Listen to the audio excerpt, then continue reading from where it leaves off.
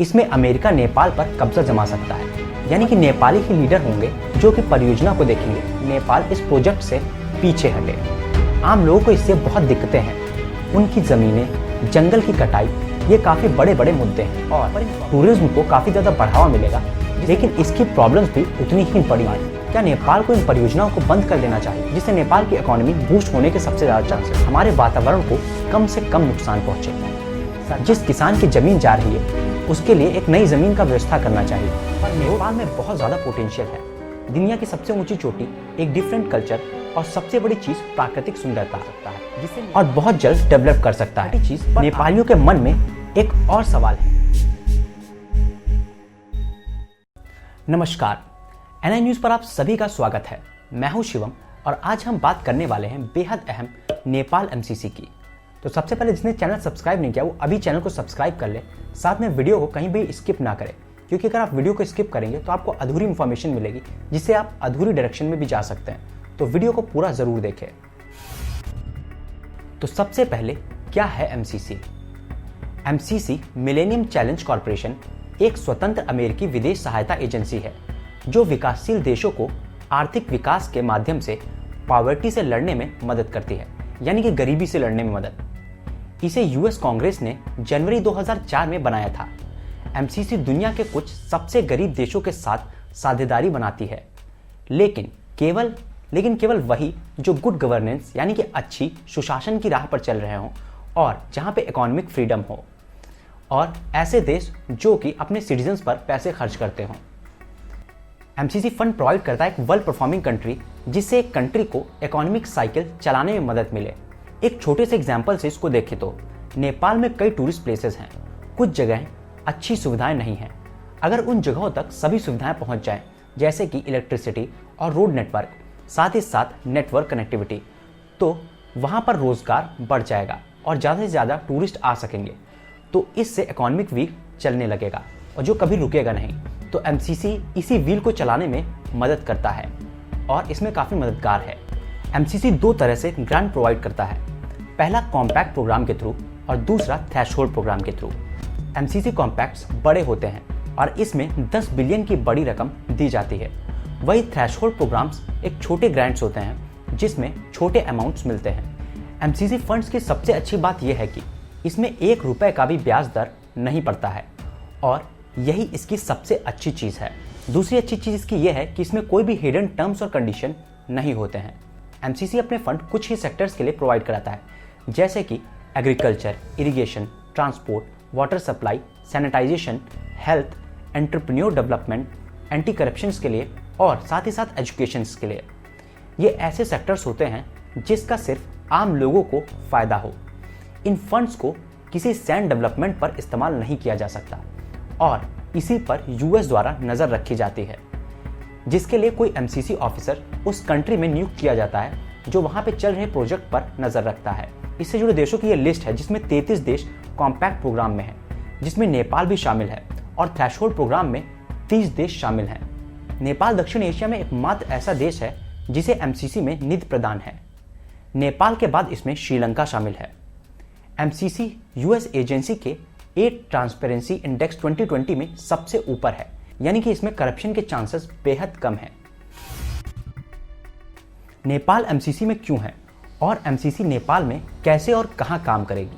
तो अगर एशिया में जीडीपी पर कैपिटा देखें तो नेपाल एशिया में 3rd प्लेस पर है, यानी एशिया में नेपाल की स्थिति थोड़ी खराब है, पर नेपाल में बहुत ज़्यादा पोटेंशियल है।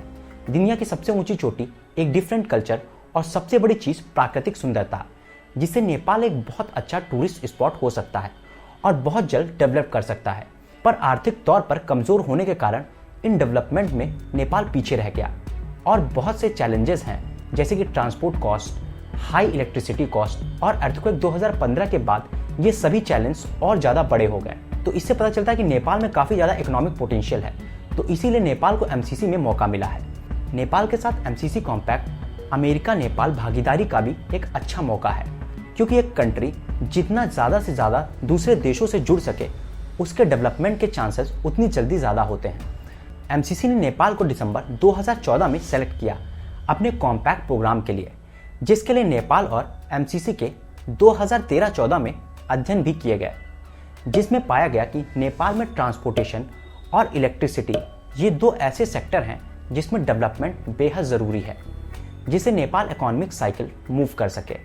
और फिर एमसीसी का नेपाल कॉम्पैक्ट बिजली उपलब्धता बढ़ाने और नेपाल में परिवहन की लागत को कम करने के लिए बनाया गया, जिसके बाद 2017 में नेपाल के मिनिस्टर ज्ञानेंद्र बहादुर कर्की और एमसीसी सीईओ मिस्टर जोनार्थन दोनों के बीच में कॉम्पैक्ट को लेकर सिग्नेचर हुए। एमसीसी प्रोजेक्ट के लिए यूएस $500 मिलियन देगा, वहीं नेपाल इसमें $130 मिलियन लगाएगा, जिसमें $500 मिलियन एनर्जी सेक्टर में लगेंगे और $130 मिलियन रोड सेक्टर में लगेंगे। इसकी परियोजना में कंस्ट्रक्शन होगा करीबन 300 किलोमीटर 400 केवी की ट्रांसमिशन लाइन, जो कि डिफरेंट एरियाज में होगी, और रोड में मेची, कोशी, सागरमाथा, त्रिभुवन और ईस्टर्न वेस्टर्न हाईवे तक रोड बनेंगी। इन परियोजनाओं से नेपाल का की इंफ्रास्ट्रक्चर बेहद मजबूत होगा। अब इस एमसीसी में प्रॉब्लम्स क्या आ रही? सबसे पहली प्रॉब्लम है एक इंडो पैसिफिक स्ट्रेटजी रिपोर्ट जो पब्लिश हुई जून 2019 लास्ट ईयर, जिसमें कहा गया जो इस कॉम्पैक्ट में सहमत है वो पार्ट है इंडो पैसिफिक स्ट्रेटजी में। ये वो स्ट्रेटजी है जो यूएस इस रीजन में करता है, जिस पर चीज़ें उलझ गईं। नेपाल में एमसीसी ऑफिसर ने कहा नेपाल को MCC as an economic part of Indo Pacific strategy समझना चाहिए, जिसका कोई मिलिट्री पार्ट नहीं है। पर ये सब चीज़ें एमसीसी कोई पॉलिसीज में है ही नहीं, जो एक प्रॉब्लम दिखी। हालांकि इसे बयानबाजी ही कहा जा सकता है, क्योंकि इसका कोई आधार नहीं है। दूसरी प्रॉब्लम है जो मेन ट्रांसमिशन प्रोजेक्ट है, क्या वो अफेक्टेड कम्युनिटीज तक पहुंच भी पाएगा या नहीं, क्योंकि इस सेक्टर में नेपाल का एक खराब बैकग्राउंड रहा है। इन परियोजनाओं को मानवाधिकारियों के हनन, देरी और फंसी हुई संपत्ति के कारण काफ़ी कंप्लेंट्स भी हैं। तो प्रोजेक्ट डेवलपर्स और जो कॉमन लोग हैं उनके बीच में काफ़ी गतिरोध है, यानी ये कॉन्फ्लिक्ट्स है, और लोग इससे काफ़ी ज़्यादा नाराज़ हैं। तीसरी प्रॉब्लम, लोगों की शिकायतों के बाद FPIC एंड राइट फोरम ने देखा कि परियोजना ट्रांसमिशन लाइन लोगों की दिक्कतें नहीं सुन रहा। इसमें वनों की कटाई यानी डिफॉरेस्टेशन, सामुदायिक संसाधनों का हनन, लोगों की स्वास्थ्य और सुरक्षा, लोगों की ज़मीनें जाना और मुआवजे जैसी चीज़ें अटकलें हैं। चौथी प्रॉब्लम, जुलाई 2019 को ह्यूमन राइट्स यानी कि NHRC के पास कंप्लेंट्स होती हैं।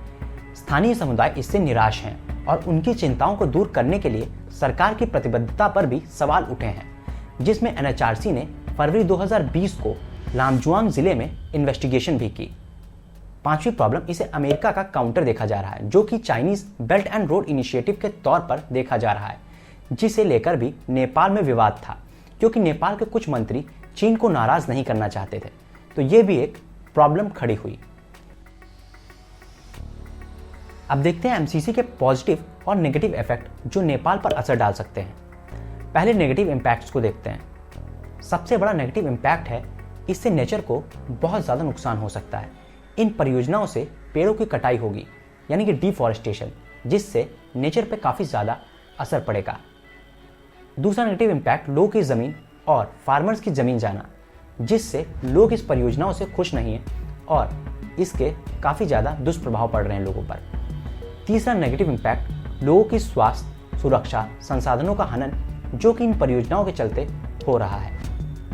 चौथा नेगेटिव इम्पैक्ट, इससे करप्शन को बढ़ावा मिल सकता है, क्योंकि अपने आप में जो एमसीसी से रकम मिल रही है वो बेहद बड़ी है और इससे पॉलिटिशियन इसका बड़ा फायदा भी उठा सकते हैं।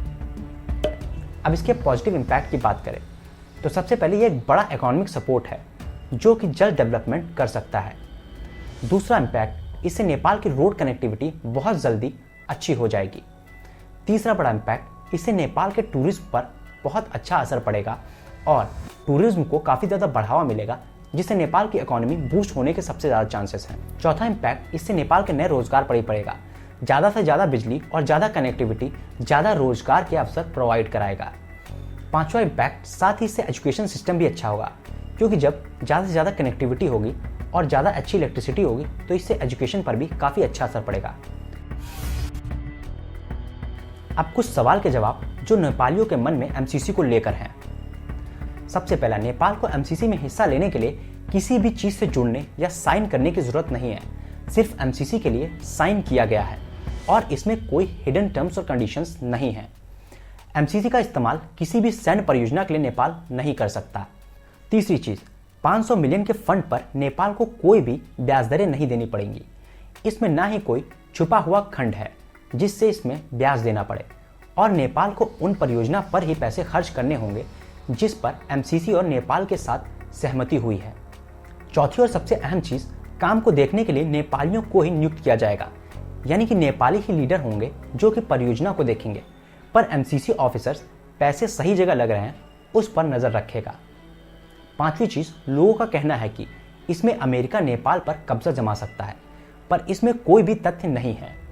हाँ, लेकिन इससे अमेरिका का थोड़ा इम्पैक्ट नेपाल की राजनीति में जरूर होगा, लेकिन वो इतना भी नहीं जितना चीन, भारत और अन्य देशों का होता है। बल्कि ये अच्छा ही है कि नेपाल और अमेरिका के संबंध भी अच्छे होंगे, जिससे नेपाल की अगर किसी तीसरे देश से अनबन भी हो जाती है तो अमेरिका उसका साथ दे सकता है। छठी चीज, नेपालियों के मन में एक और सवाल है कि अमेरिका नेपाल के जरिए भारत और चीन पर नजर जमाने के लिए भी नेपाल के साथ आया है। ये सच भी हो सकता है और अमेरिका चीन और भारत पर नजर भी रखना चाहता है, पर अगर इसमें नेपाल का हित होता है तो कोई नुकसान नहीं। नेपाल को अपने डेवलपमेंट पर सोचना चाहिए, न कि किसी तीसरे देश के लिए नेपाल इस प्रोजेक्ट से पीछे हटे। अब एमसीसी पर क्या है मेरा ओपिनियन और सॉल्यूशंस। तो इतनी दिक्कतों के बाद क्या नेपाल को इन परियोजनाओं को बंद कर देना चाहिए? मेरे हिसाब से नहीं। मेरे हिसाब से नेपाल के लिए काफ़ी ज़्यादा अच्छी अपॉर्चुनिटी है, लेकिन इसकी प्रॉब्लम्स भी उतनी ही बड़ी हैं। आम लोगों को इससे बहुत दिक्कतें हैं। उनकी ज़मीनें, जंगल की कटाई, ये काफ़ी बड़े बड़े मुद्दे हैं, पर इन प्रॉब्लम्स का सॉल्यूशन निकालने पर काम करना चाहिए। डेवलपमेंट तो ज़रूरी है, पर सस्टेनेबल डेवलपमेंट होना चाहिए, जिसका मतलब हमारे वातावरण को कम से कम नुकसान पहुंचे। सरकार को लोगों की दिक्कतों को भी समझना चाहिए। जिस किसान की ज़मीन जा रही है उसके लिए एक नई ज़मीन का व्यवस्था करना चाहिए। रोड की कनेक्टिविटी भी ज़रूरी है, पर सरकार को ऐसे रूट्स निकालने चाहिए जिससे जंगलों को नुकसान कम से कम हो। भले ही उस प्रोजेक्ट की लागतें बढ़ जाएं, लेकिन वो लॉन्ग टर्म्स के लिए नेपाल के लिए अच्छा होगा। तो आज के एपिसोड में इतना ही। वीडियो अच्छा लगा हो तो इसे लाइक कीजिए, इसे ज़्यादा से ज़्यादा लोगों तक शेयर कीजिए ताकि एक इन्फॉर्मेशन लोगों तक पहुंच सके। अगर आपने इस चैनल को सब्सक्राइब नहीं किया तो अभी चैनल को सब्सक्राइब कीजिए, साथ में बेल का आइकन ज़रूर दबा लें ताकि लेटेस्ट अपडेट आपको मिलते रहे।